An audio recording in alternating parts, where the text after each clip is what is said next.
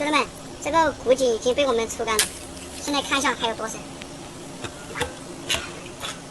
这下面是软的，不敢进去啊，也不知道下面是什么情况。这个古井有1000多年的历史了。哇，这么有鱼！哇，这古井特别大，终于被我们抽干了。现在咱们看一下石头边上有没有什么鱼货。